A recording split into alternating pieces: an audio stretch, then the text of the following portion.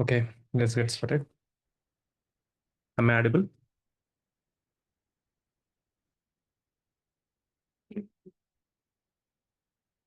Can you hear me? This. Okay. So in the last session, we discussed about Docker images, right?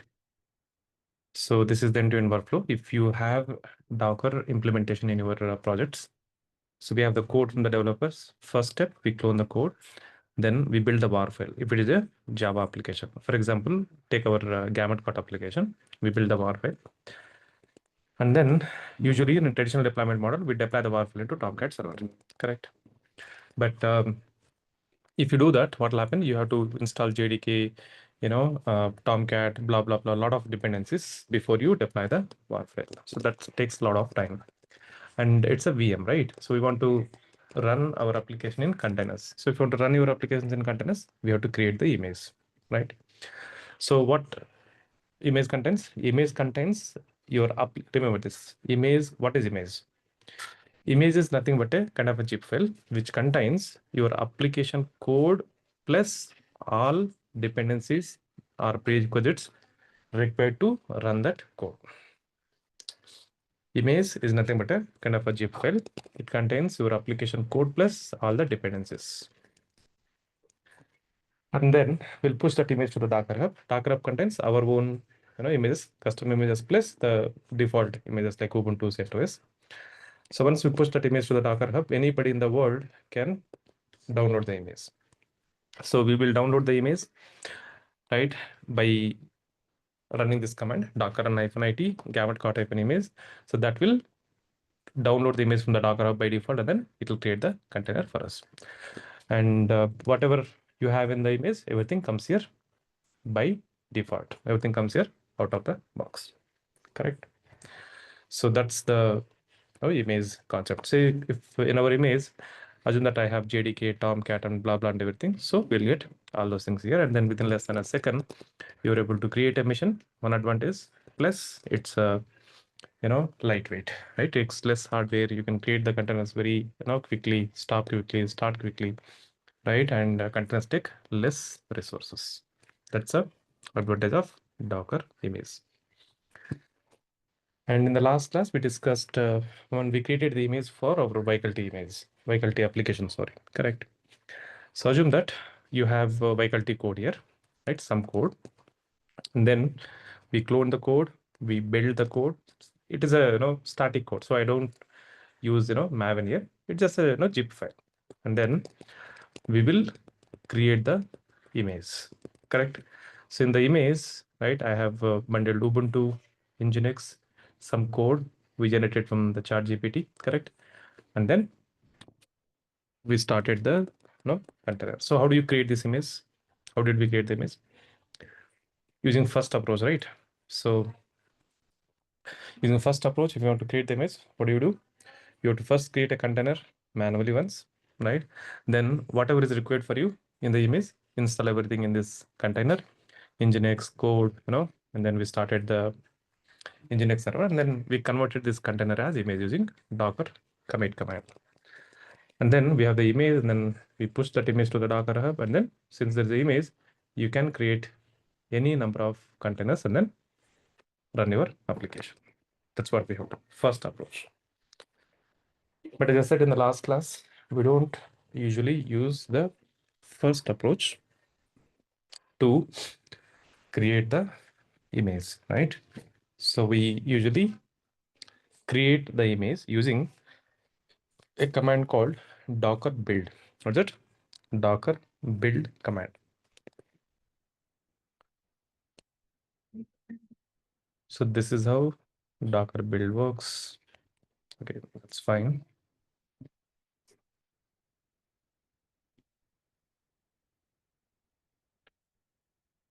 Say this. This is the first approach. So we have the image, for example, right? This is the image. And in my image, I wanted Ubuntu, Nginx, code. So this is Ubuntu. And then I want to have Nginx in this image. Then I'll have some code. Okay. deployed in Nginx, and then I want to have a command which will start Nginx server. So that's the image, right? Viculty -image. And how did we create that? We first created a container manually, right? That is Ubuntu. We installed Nginx in this container, and then we deployed some code in under that HTML folder, some code, and then we started Nginx server, right? So this is your container, right? Container, and then we converted that container as image, and then we push that image to the Docker hub, correct? That's how it works. So in using second approach, this is how we create the image. So this is a manual way, correct? That means somebody has to manually create the container and then convert the container as image. So this is a manual way, right?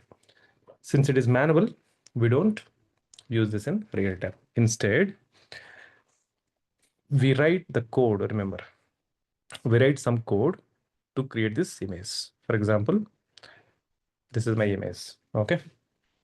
So let's say this is your first approach, right? First approach. In second approach, we write something called Docker file. Docker file. File name can be anything. As a convention, we write it as Docker file, okay? Caps D, right? It is capital D.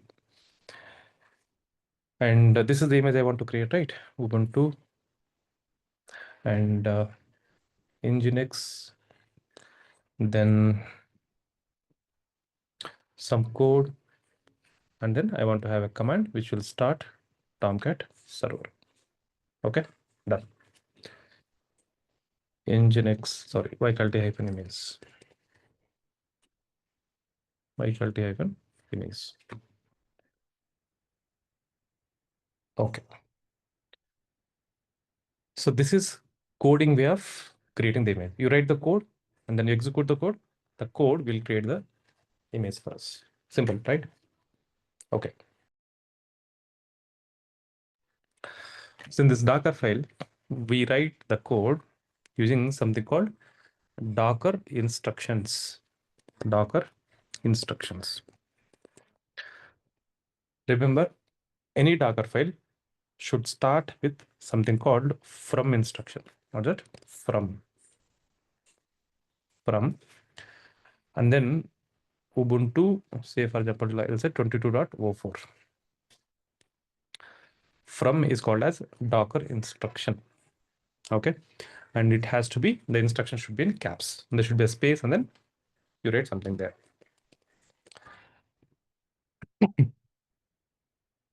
Using from, you can declare a base image. In this viculty image, what I want Ubuntu, correct? I want to have Ubuntu, right? So this will add Ubuntu. Remember that? Understand this? So in your image, if you want to bundle, some image, we use that using from. Assume that you want CentOS here. I'll say CentOS. So that will bundle CentOS in the image. That is from. So what else is required for me here? Nginx, right? So how do you install Nginx?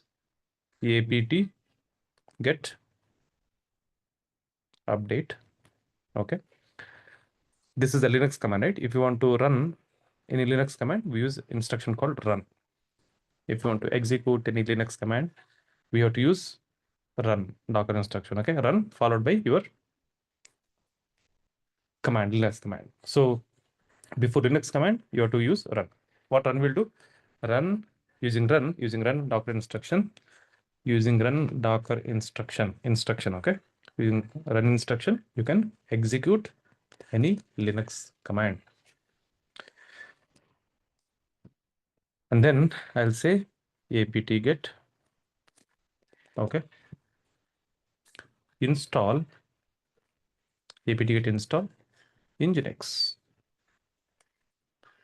That's how you install nginx, correct? apt-get update, apt-get install nginx. Simple. Again, it's a Linux command, so I say run. So these two instructions will bundle nginx in the image. I'll explain how exactly it works. So this is how it works, okay, internally. Remember, you write some code in Docker file, correct? And then we execute it, right? Using some command. When you execute Docker file, you know what? Internally, it follows the first approach only. Internally, it follows the first approach only. Meaning, I have two instructions. Okay, I have two instructions. 1, 2.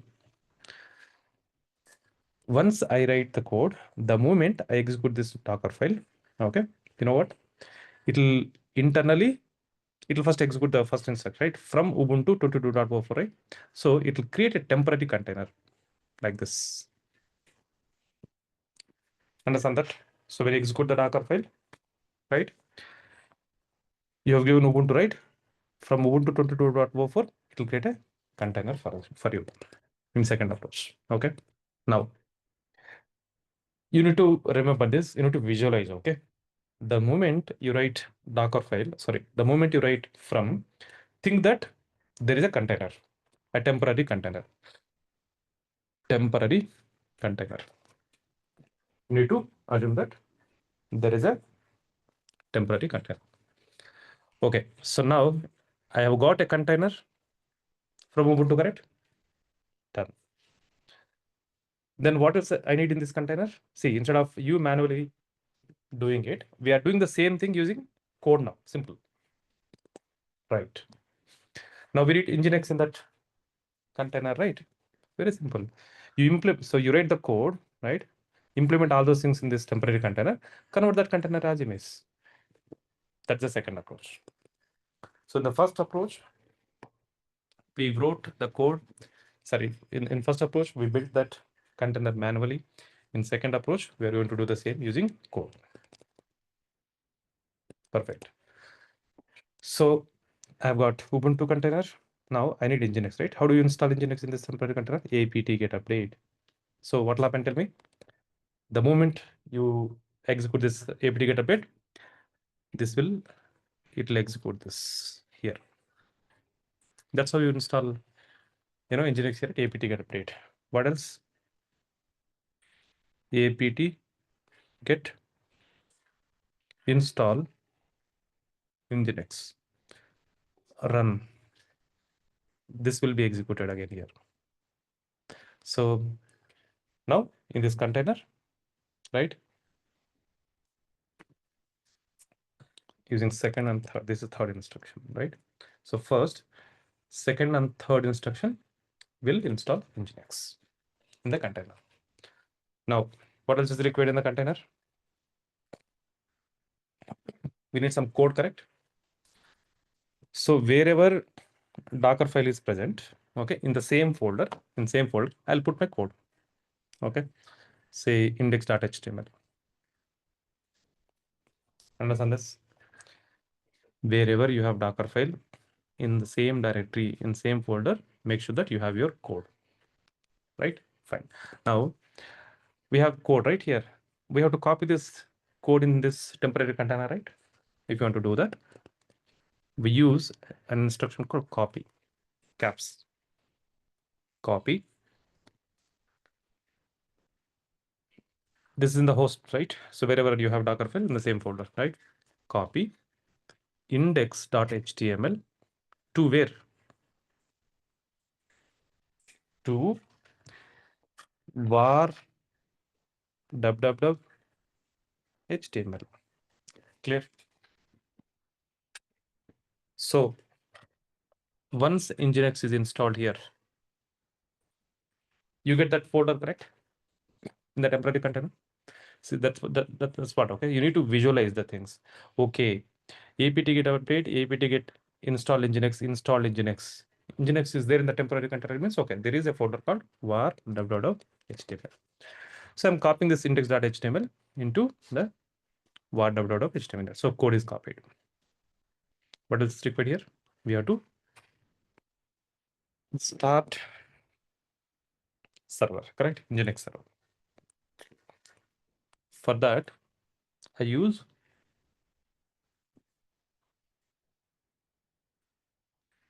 say, for example, this will not work. Okay, this will not work, but we'll fix it later.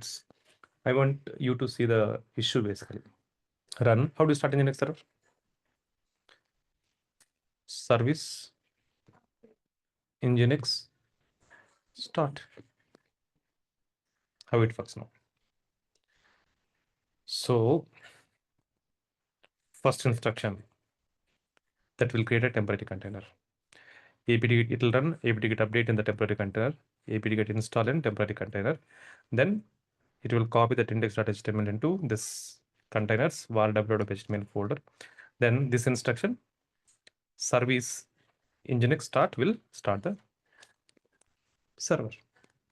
Correct. That's how you are creating this temporary container. In first approach here, we did all the stuff manually. Correct. We built that temporary container manually.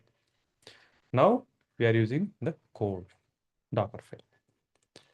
Fourth instruction, fifth instruction, right? This is 4, this is 5. And then what do you do?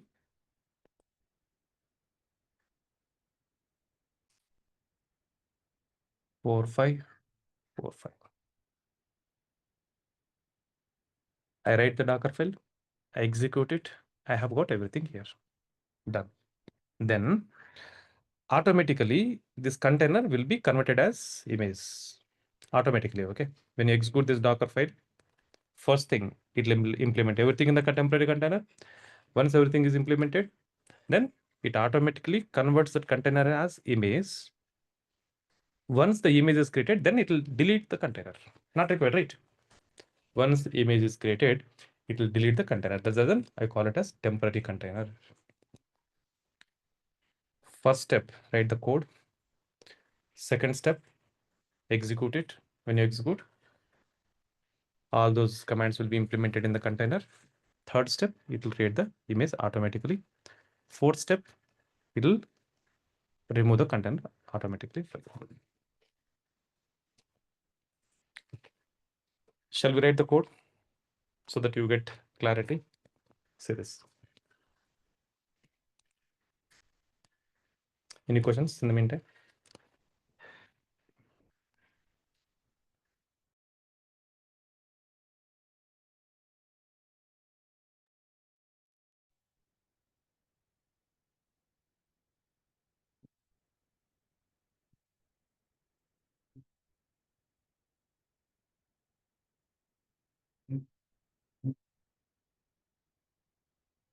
Any questions in the slide?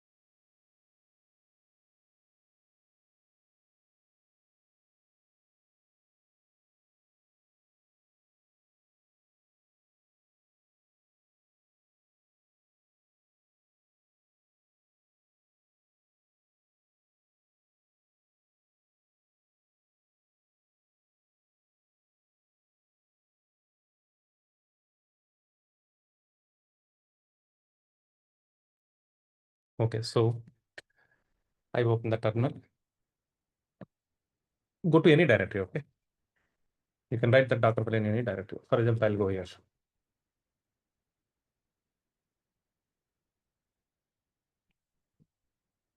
Right? Go to some directory. I don't have anything here. I'll add the Docker file, okay? Docker file. Clear. This is my Docker file. Wherever Docker file is there, place your code. Index.html. Since it's a simple project, I'm writing the code here itself, right? If if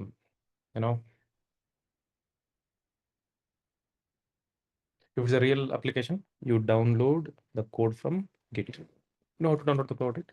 Git clone some repositories that will clone the code, and then that will clone the code here. Okay, right. So I have index.html Docker file. Let's write the Docker file now. Docker file. What is the first instruction? From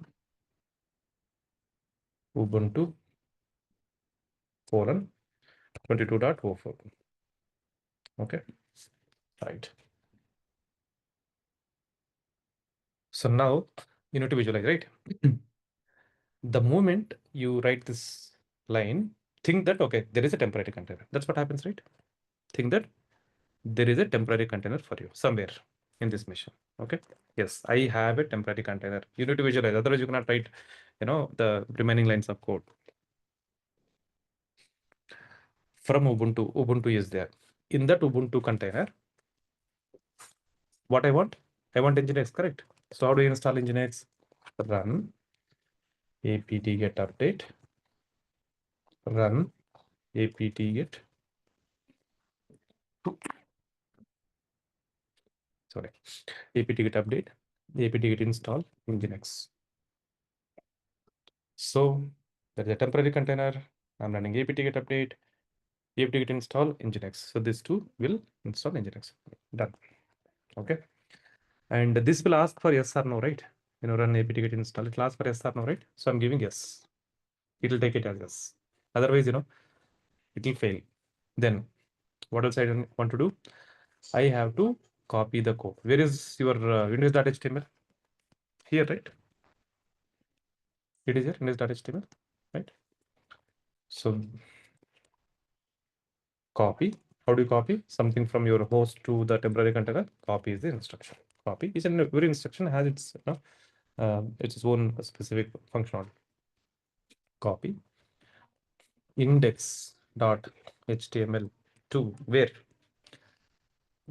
I have a container. Nginx is already installed, right? So I know, right? If Nginx is already there, there'll be a folder called for download of HTML. That is where we have to deploy the code. This is the deployment path of Nginx server. Then run service Nginx start. That's all. Simple. Cat Docker file. Okay. Right. Now what you have to do? We have to execute this. Correct. Shall I also write some code there? Index.html.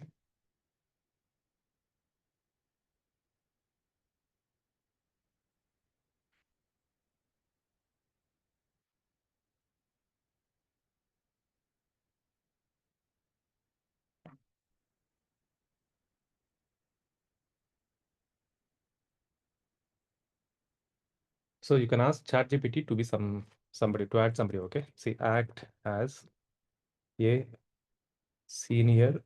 Okay. Front-end developer. So using this kind of prompts, you can get the better thing. Developer.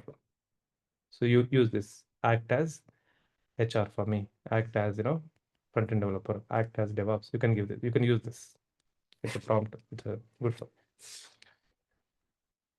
Then generate home page for faculty Online signing up with DevOps course, something like this.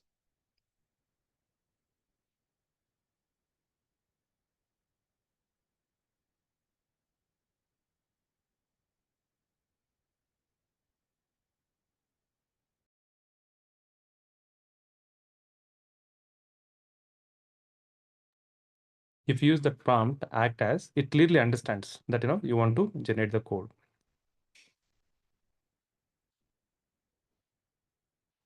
I'm just giving the simple thing.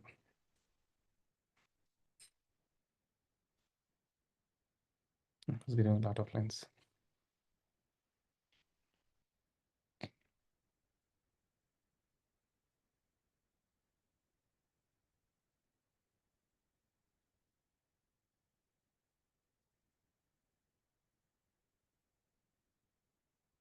Okay, so some code, okay? Who writes this code? Developer, correct? Something like that. We don't know how it wrote the code. That's it. Leave it. So you write the Docker file, and then you have some code written by the developers. Done. Now let's execute our Docker file.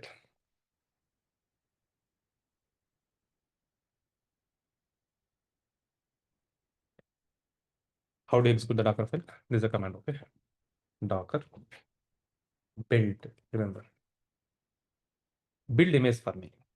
Remember that way. Docker build -t. T means tag, means image. Remember that way. Okay. In double quotes, give the image name. /t-image.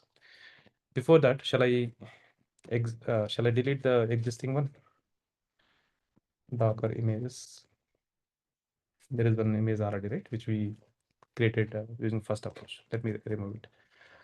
Docker RMI remove image. This one. Docker ps-a.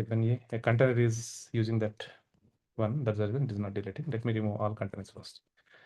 Docker rm unruffled T. I don't have any containers. Docker images.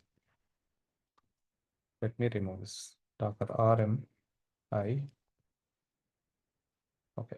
So there is no existing T image, right? Now we see this. That's how you execute Docker file. Docker build -t image name.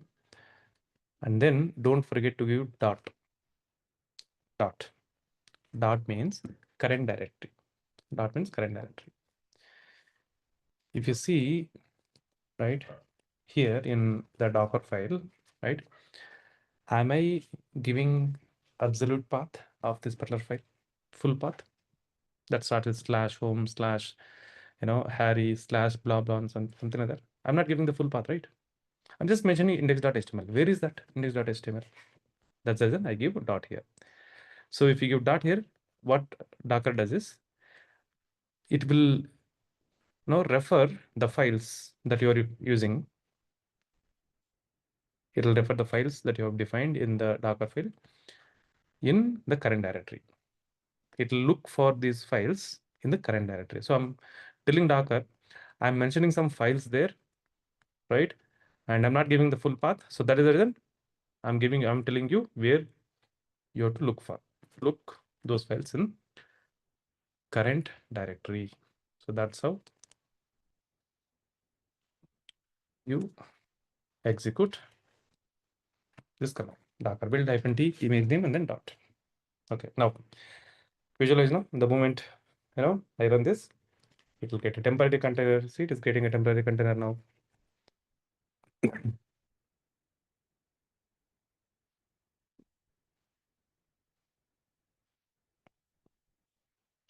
Second instruction, see, 2 out of 5. It is running apt get update command in the template container. It is running apt get install nginx. Third instruction out of 5 in that temporary container. apt get update is done. Now it is installing Nginx. Then it is copying index.html to the temporary container. Okay. Then it is running this command in the temporary container. It is exporting the container as image. It converts the container as image, correct? And then it removes the container and finally it says, okay, this is your image. See this? Docker images. We got the image. Now what do? You can export it, sorry, push it to the Docker Hub, right? Docker login, Docker login, hyphen username. This is my Docker Hub username, password, and then Docker push image name.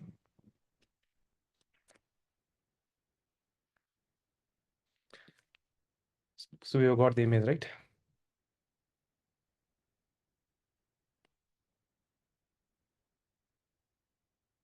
Okay. So once the image is created, then it will remove the temporary container automatically. Now we are pushing this image to the Docker Hub. Okay, and then you can pull this image and then you can create your environment. Maybe, I want some environment with say 10 containers, load balancer, 10 containers, and then this load balancer name is viculty.com. And then anybody can access. Right. Okay. Done. Image is pushed to the Docker Hub. Shall we test the image now? Okay. Docker images. So I'll remove this, right? Because I want you to see image download from the Docker Hub. Docker RMI. Okay, I don't have any images. Okay. Now, so once the image is pushed to the Docker Hub, go to some host wherever you want to create containers, wherever you want to have the environment, go there, and then run this command.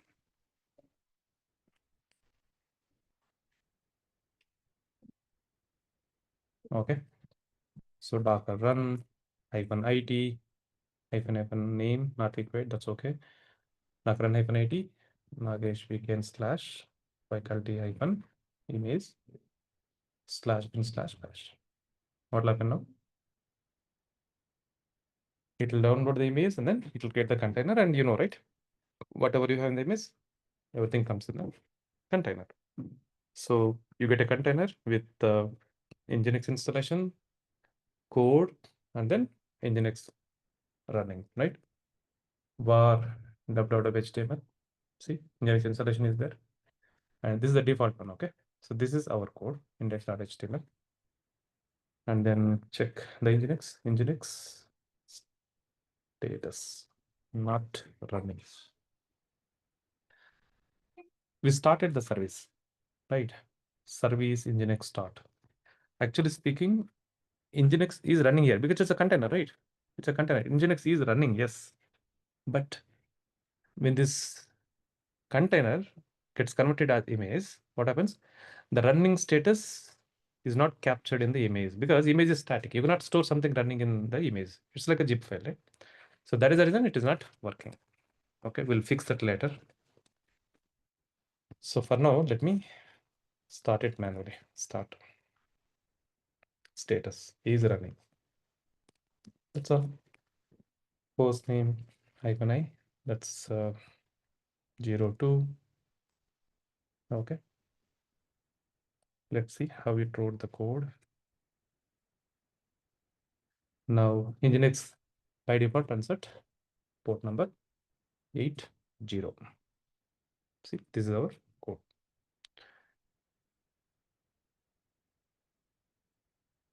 Something like this. So this code is generated by GPT, right? Fine. Whatever, we don't need to worry about the code, right? That will be written by the developer. So how it works, the moment you write this, you hit the URL. So no matter where this mission is, browser will connect to that mission. That means the connection comes to this mission, right? And then Nginx forwards this index.html to the browser, right? Browser, see, this is the index.html which it received. View page source. See how browser got this code. So the moment you hit this particular mission, Nginx server forwards. Nginx server has the code applied right there, correct? So it will forward that index.html to the browser. This is the code received from the Nginx server, and browser is executing the HTML. It interprets that HTML and then it will show you the result. That's it. Right.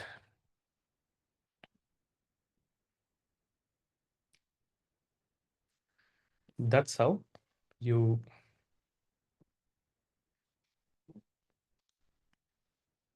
create the image using second approach. It's a coding way of creating the image. It's not manual.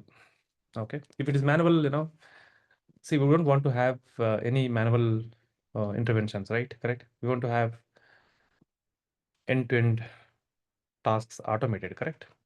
If there is a manual step, what will happen? See this. This is the image, correct? Your repository. Okay. This is your code.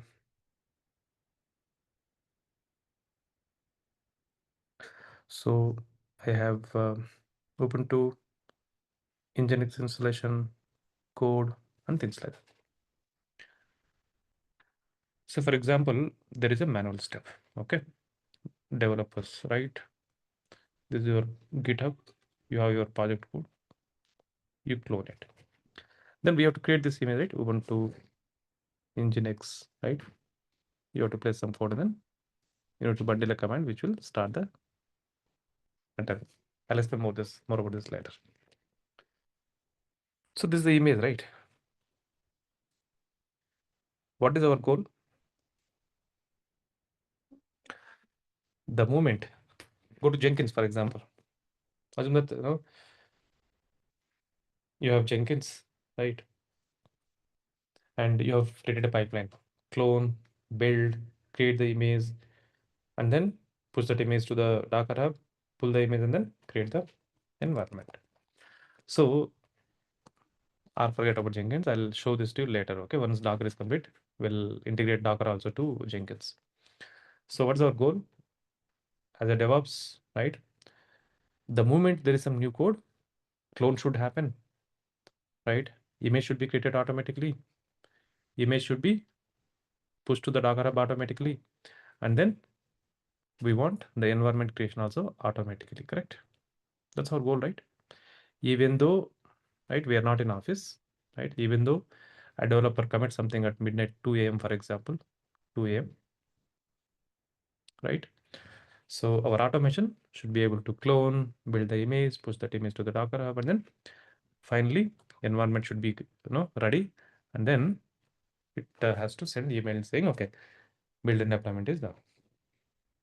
If you are following the first approach, what will happen? Clone is done, okay. Who will create this temporary container?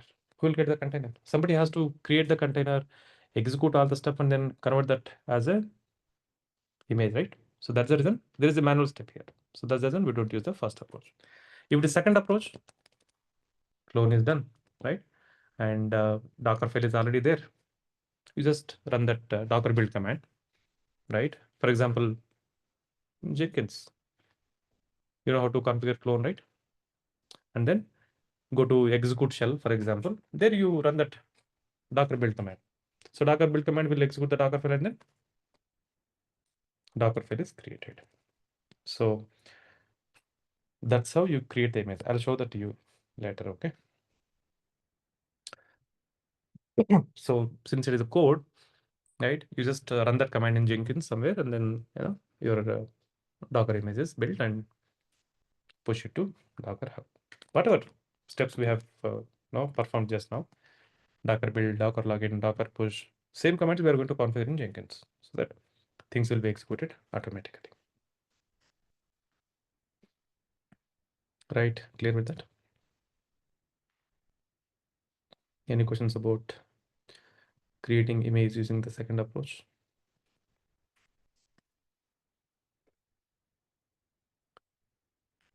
So this is the example. This is the first approach, okay? In second approach, right? So Docker build, create directory, go to the directory, create a file called Docker file, okay? So I've given you the Docker file code also here, copy paste. This will actually fix that server start issue, okay? I'll show this to you later. I've also given you some HTML code or generated from ChatGPT.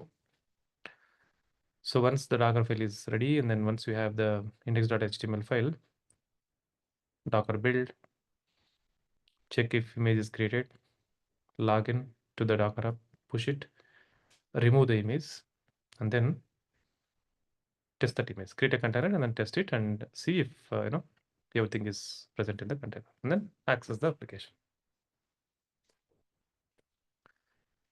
That's how you create the image using second approach.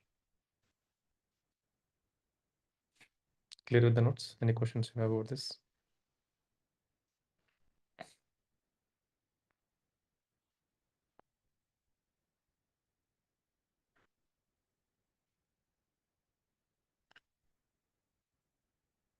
Any questions so far?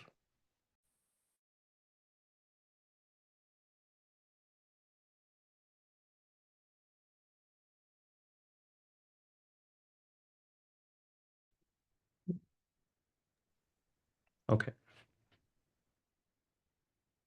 Next topic. There is something called layers in the image. There is something called build cache. Six.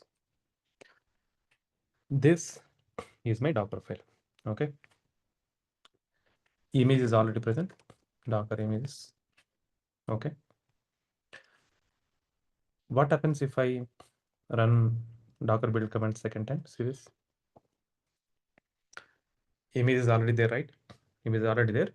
And I'm again executing the Docker file to create this image.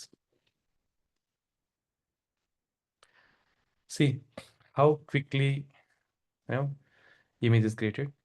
Is it executing apt-get update command? First time when you executed Docker build command, it created the temporary container. It executed Docker apt-get update command, apt-get install command, this. It executed. Second time, is it executing this again and again? No, it's not executing. See this? Cached. How do you call it? Cached, catchy. Okay, so when the image is already present, okay, it won't run these commands and again. Instead, it will just go to the cache and then it will take that information. Meaning,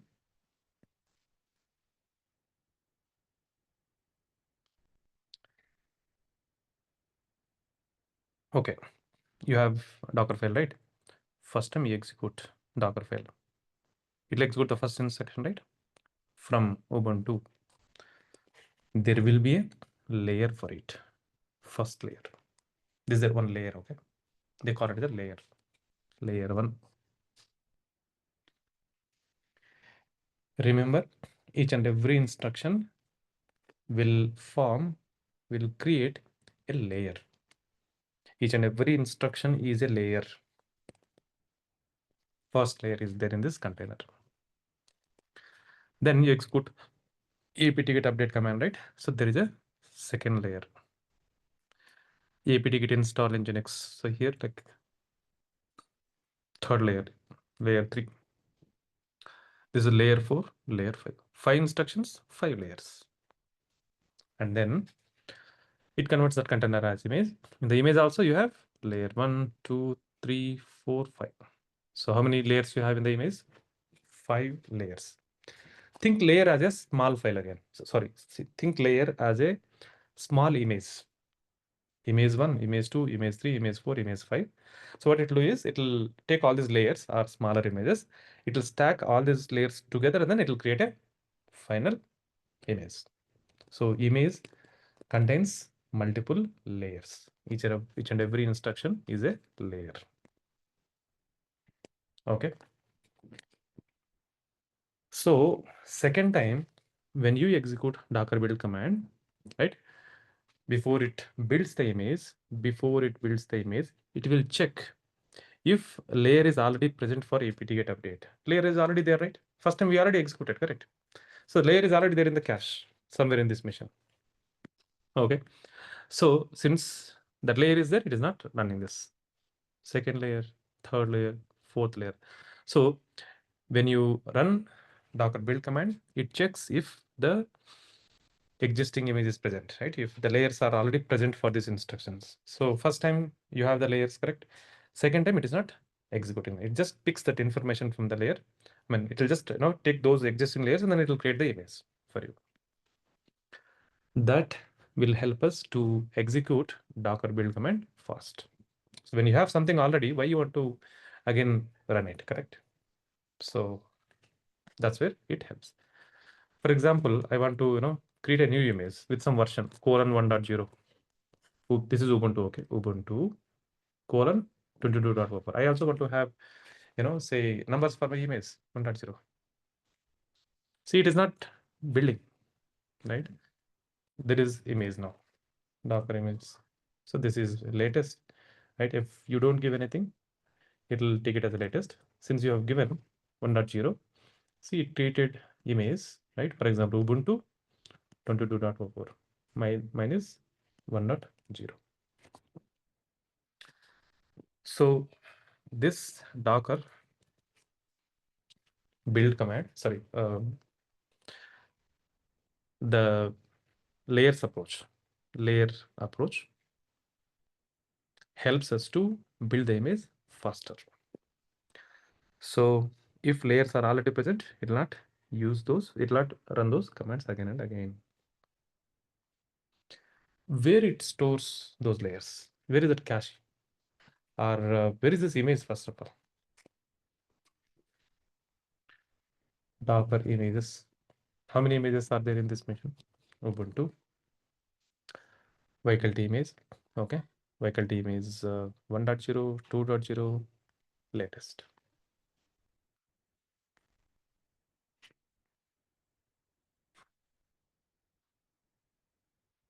Today, I log in into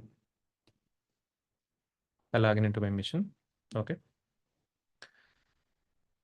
I clone the code, some code. I build the image. I give it as 1.0. Okay. 1.0. I push it. What you'll see here? Vehicle image 1.0. And I download this image and I'll create an environment. Testers are testing the file. So I get all these missions. Okay, fine. Tomorrow again, there is some again new code. Every day they'll be pushing the new code. Right? Tomorrow what I'll do? I'll clone it. I'll build the image. This day, I'll create a new image with 2.0. So I'll push it. Vehicle image 2.0. So there is 1.0 and then 2.0. Two images are there. So tomorrow what I'll do? Next day, I'll use 2.0 and then I'll create, I'll test existing containers. I'll create new containers with 2.0 so 2.0 has new code, right? And then they test it. Likewise, you can have versions for your images 1.0, 2.0. What happens if there is no versions? If you create one image always, for example, today 1.0, right? It's working fine. Next day, I build 2.0. Okay, I create image with 2.0, say for example. Something is not working. There is some serious issue, and then testers are unable to log in into the environment. What do? It will take say 1 week, 1 day for you. Sorry, it will take 1 day for you to fix the issue. You cannot wait for whole day, right? In that case, what you can do? Just try the containers. You have previous image, right? Create the containers from the previous image. So at least these people can now perform the testing on the yesterday's code, right? So in real time, we will be also giving versions for our images 1.0, 2.0. Let me push these things. Docker push. This is already there, latest, right? Nagesh weekend colon 1.0.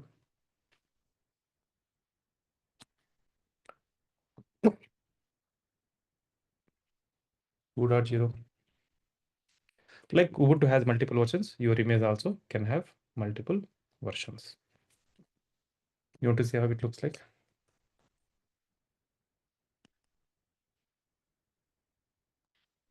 Docker hub.com.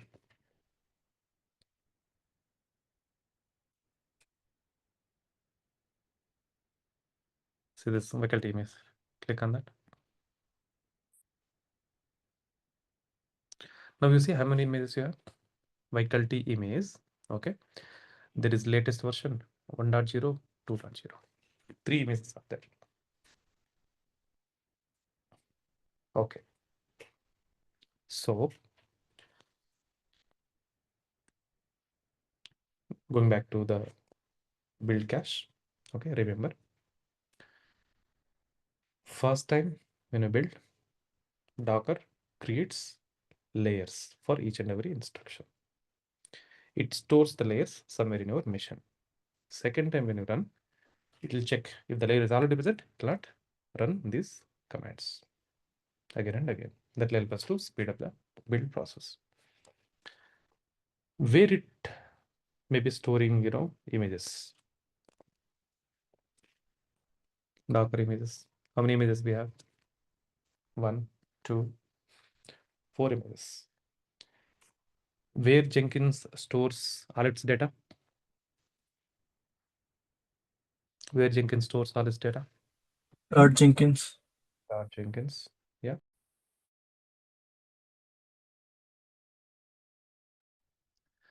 Whereas Docker stores everything here. Var lib Docker. So we are going to var, right? Var is the operating system related folder. So normal user cannot cd to that. So I'll log in as root. Switch user to root. Okay. I'm logged in as root. Okay. Now I go to var lib Docker. So this is where Docker stores everything. This is like .jenkins. Docker stores everything here. You can think this varlib Docker as a Docker's backend directory. When I say it stores everything, meaning Docker images, Docker images, right? So first time when you create the container, first time when you create a container, what it will do? It will download the image, correct?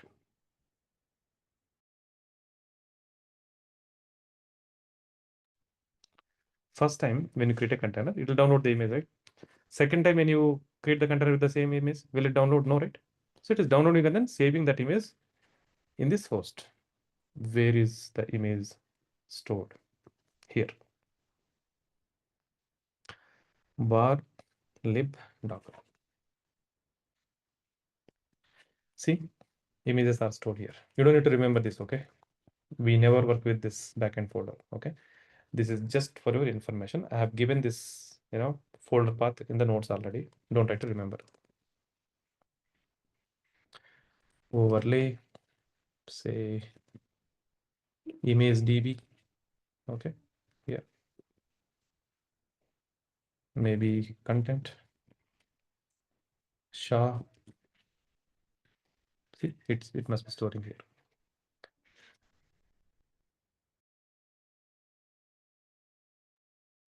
See this. Ubuntu, right? What is image ID? 9045. 9045. This is your Ubuntu image. This is how image file looks like. It's a file name. File name itself is this. This is a file name. ls-l. See, hyphen means these are all files, correct? So this is our Ubuntu image file. You want to see how it looks like? Let me open it in the Vim editor.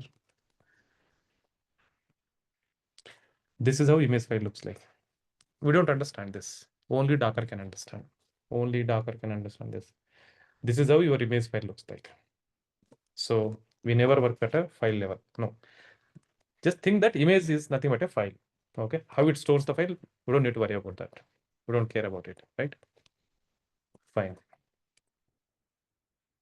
And there is one more image, right? What is this? 3D03.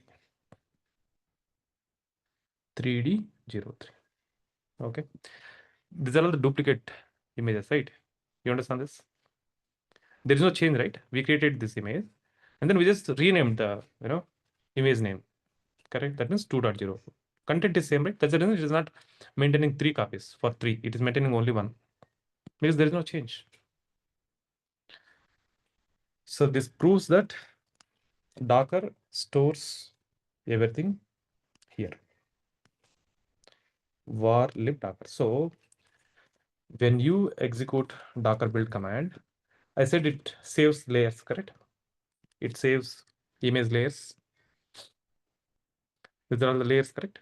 So it must be storing those layers somewhere here. We don't need to worry. We don't need to worry where it stores. It knows where it stores and it will retrieve. It knows how to retrieve it. Okay. We are least bothered about that. So each time when you execute Docker build command, okay, Docker will not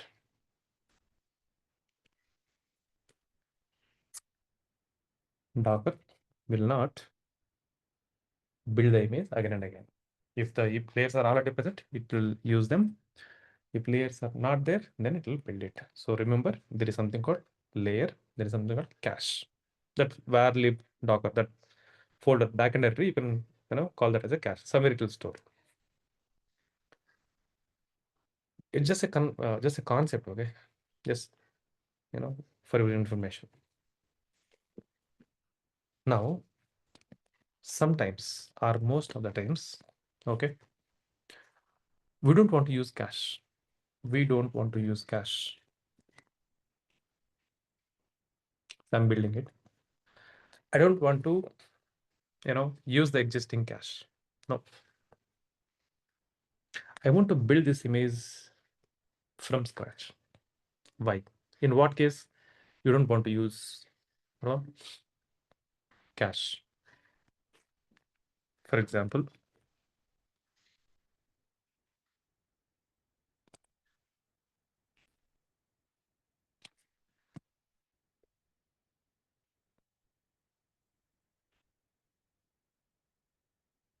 Ubuntu image is, sorry, Ubuntu container is created.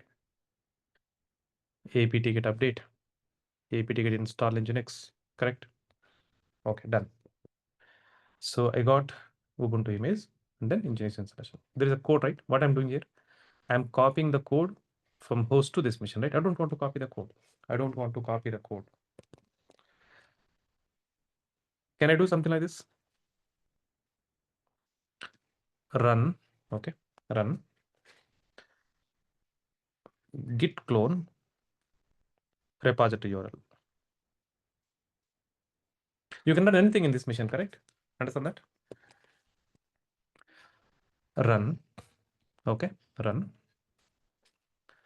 What command you are running in this temporary container? Git clone repository URL. So git clone repository URL. So git clone command you are running here. So what that git clone will do? Git clone is cloning the code from the repository. I'm not copying it. Assume that you have git clone command in your Docker file and then you are cloning the code here.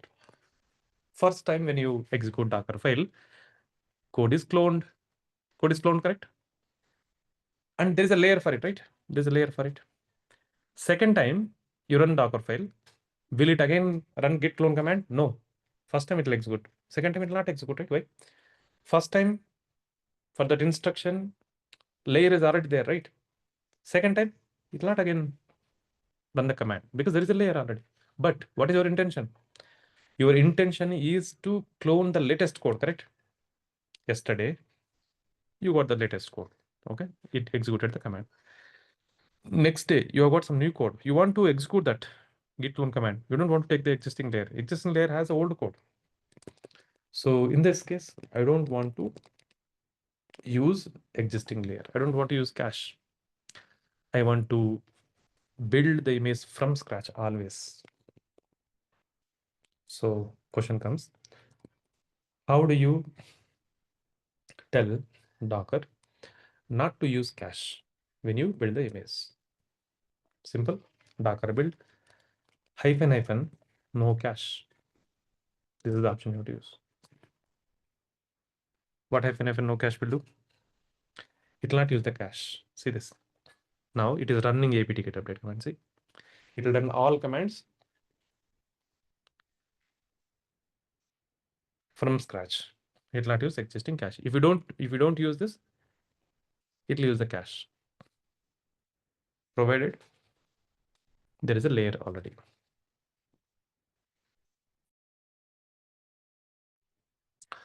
So in your Docker file, remember, this is what I wanted to say. Okay, one line. If you have some instructions in your Docker file which you want to execute always, you want to execute your commands always, use this cache, no cache. Otherwise, what will happen, right? So cache is there and then it will not run git clone command again and again. So you'll end up in having the old code, correct?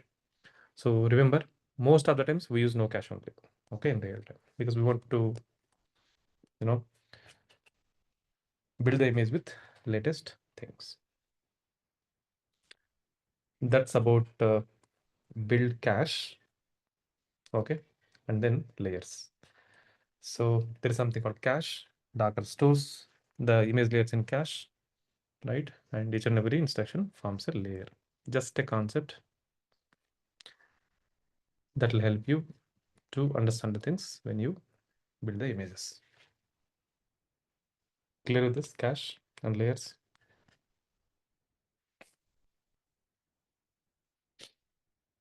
Okay.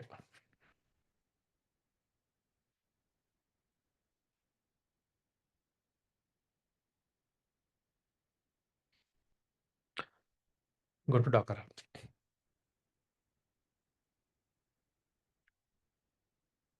So this is faculty image, right?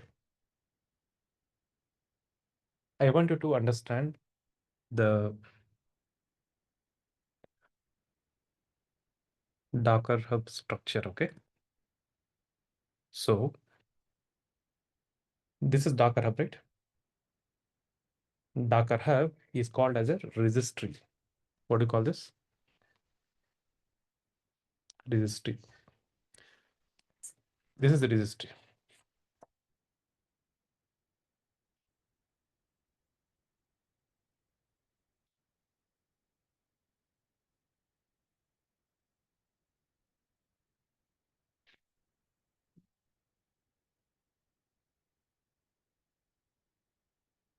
This is your Docker Hub. Okay. So we call this as a registry. Registry. Name of this registry is Docker Hub. Name of the registry is Docker Hub. So this is the default registry created by Docker. Official registry it is Docker Hub. What do you store in the registry? Inside the registry, we store images, correct? And name of that registry is Docker Hub. Likewise, you have lot of registries. You have a lot of registries. You can store image in Docker Hub, or you can get your own registry also, right? For example, JFrog company has its own, registry. Your AWS has its own registry. That means you can store images either in Docker Hub, JFrog, AWS registries. Okay. Docker Hub is very popular because it's a official one. Okay. So registry, we are using Docker Hub's registry. Inside the repository, inside the registries, you have something called repositories. There's something called repositories. This is a repository one. Okay, Ubuntu repository. Ubuntu repository. Inside the repository, you will be having images.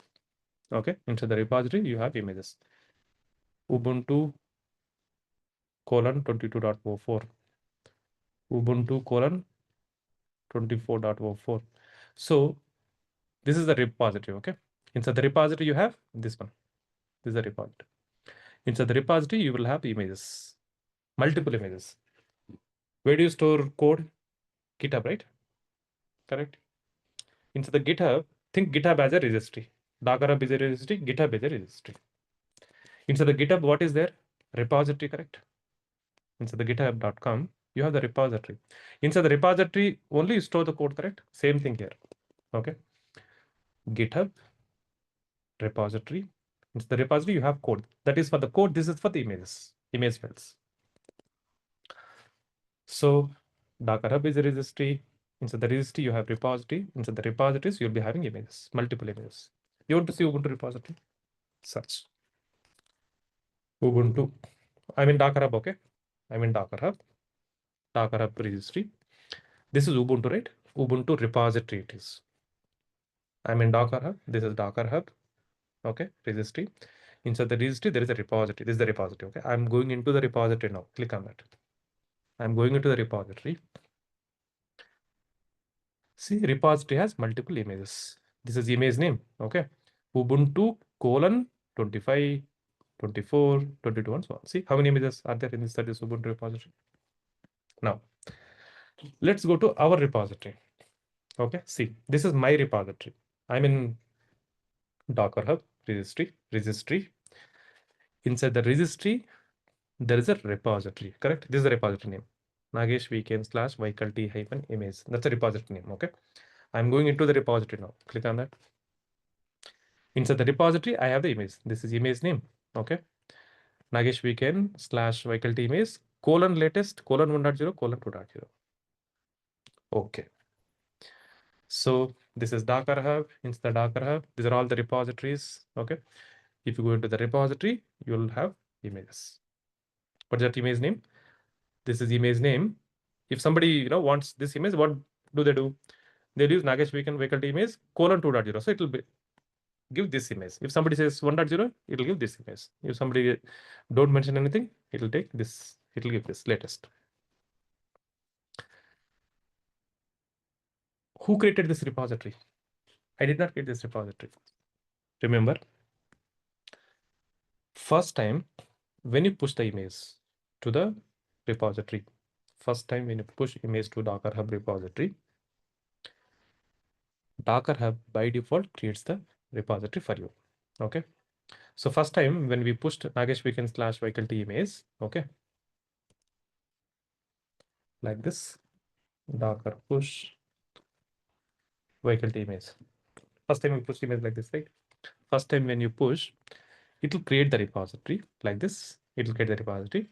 Inside the repository, it will push that image latest, because we are not given anything here, right? There is no version, there is no colon version, so it is latest. So first time when you push the image, by default, Docker Hub creates the repository for you. Okay, summary. I'm in Docker Hub. This is my repository created automatically. Right, repository name will be your image name. Inside the repository, I have multiple Docker images. Okay, this is the image name, faculty image 1, 2, latest, and so on. Okay. If you go to Ubuntu repository, right? Go inside that.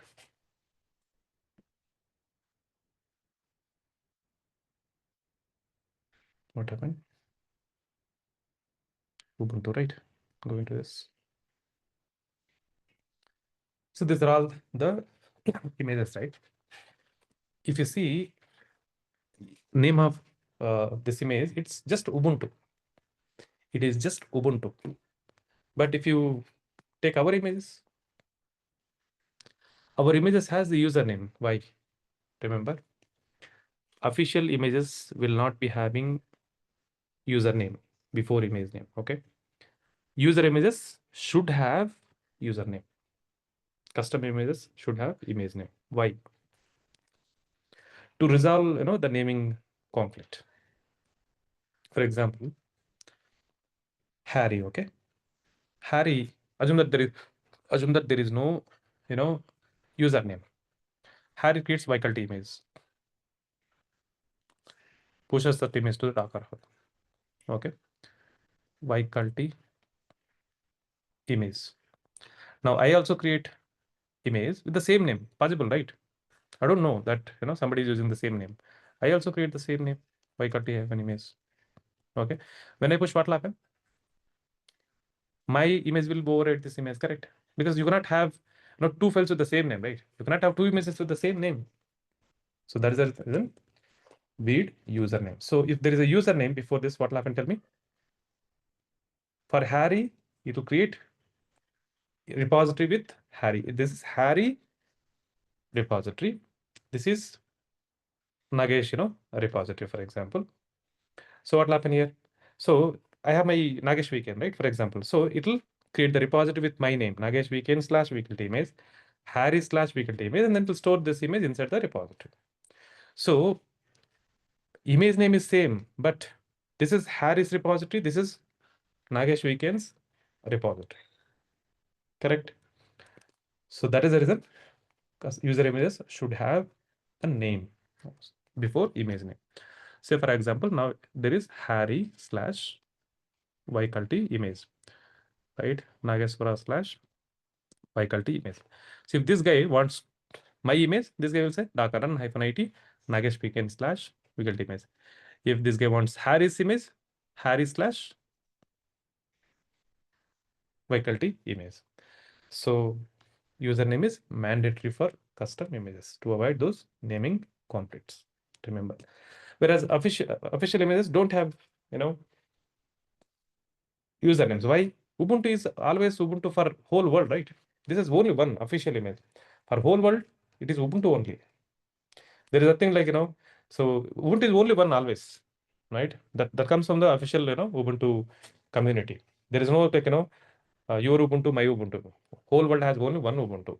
Okay, so does that image name is not, I mean user name is not required. Very simple. There is username means it's not official. Okay, it's a custom image. If you don't see username, that means it's a official image. Ubuntu, for example, CentOS, no usernames. If there is username, means somebody built that image. Okay, that's not official. Remember that. Just few clarifications.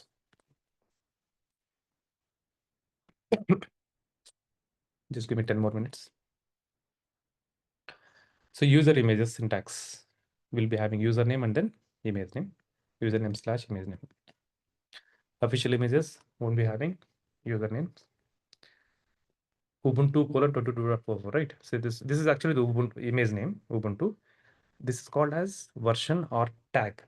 What do you call this number? Tag or version. Mostly people got it tag, or I think people interchangeably use these two words, tag or a version. You know that already. If you want to delete the image, Docker RMI remove image. Okay, if you want to remove all images, Docker RMI get all images IDs. -q will give the ID. So RMI will remove all these images.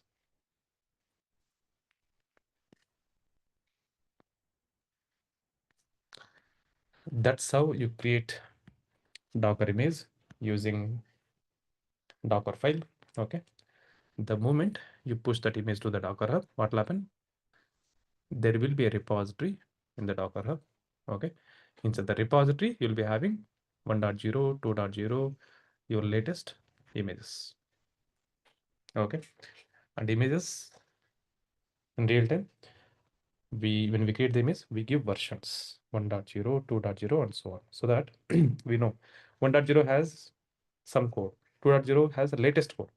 See, every day Nginx, these are all common. Every day, what changes in the image? Code. Today you clone the code, right?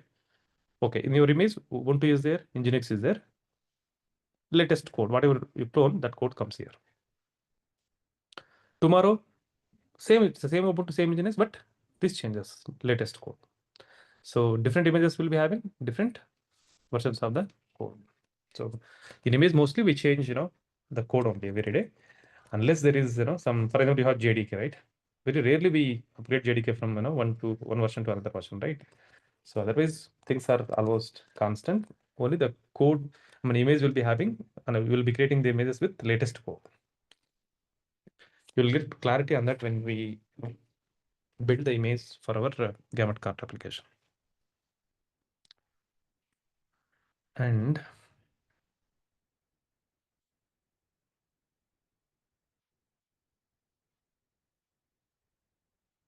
yeah, that's all for today. So in the next class, I'll explain. There's something called volumes, okay? And I postponed one more topic here called stats, okay? Like you want to create a container with, you have to create a container specifically with 2 GB. You want to create a container with 4 GB dedicated RAM, right? How do you create the containers with dedicated RAM CPU? That is this topic. I've created this VM with 4 GB, right? So what if you want to create container allocating some specific amount of RAM CPU? So that is the topic. And then there is something called volumes. And then our final project, gamut cart application. We'll be building images for our gamut cart. Hardly another 2 classes, maybe another 4 hours. Okay, 3-4 hours. We'll finish Docker and then we'll go to Kubernetes, which is advanced and very, very important too.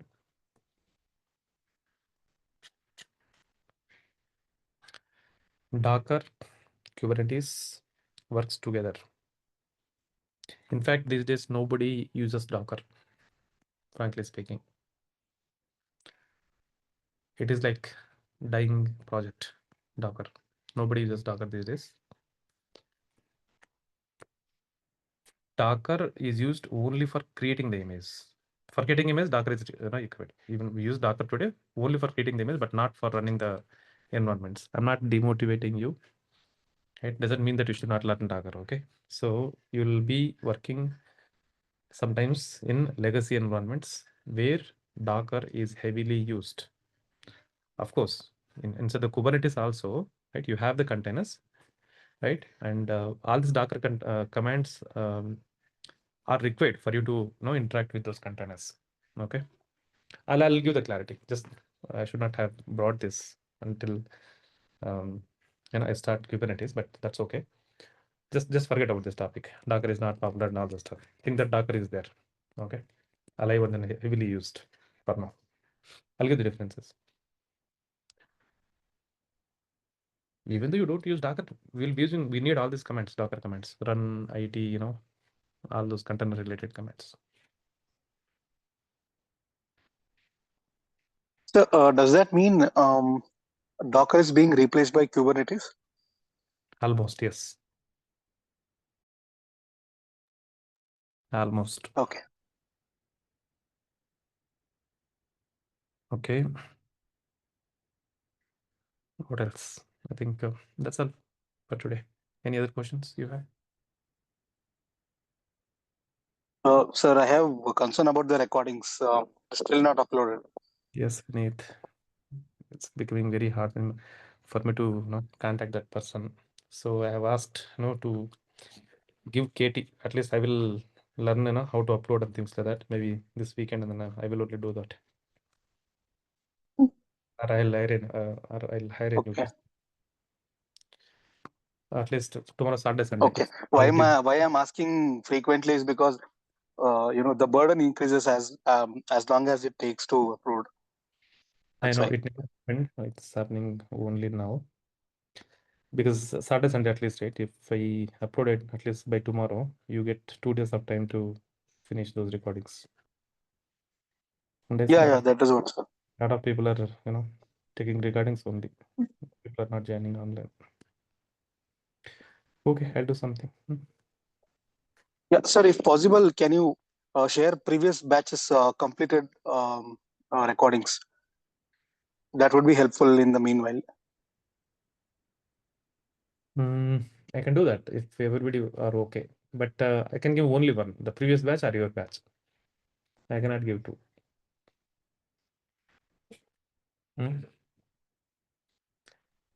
What to do? Okay. Sir, I'm so just thinking. if that is the case, Let me think then something. until our batches videos are uploaded, give access for the previous one. Once the issue is sorted, you can share our classes recording only. Okay, Vinit. Fine. I'll do something. Just give me 2 days time. By Monday, I'll decide something. Okay. If Yeah, sure, sir. I'm hoping you by Monday it will be uploaded. uh, Otherwise, let's see, sir.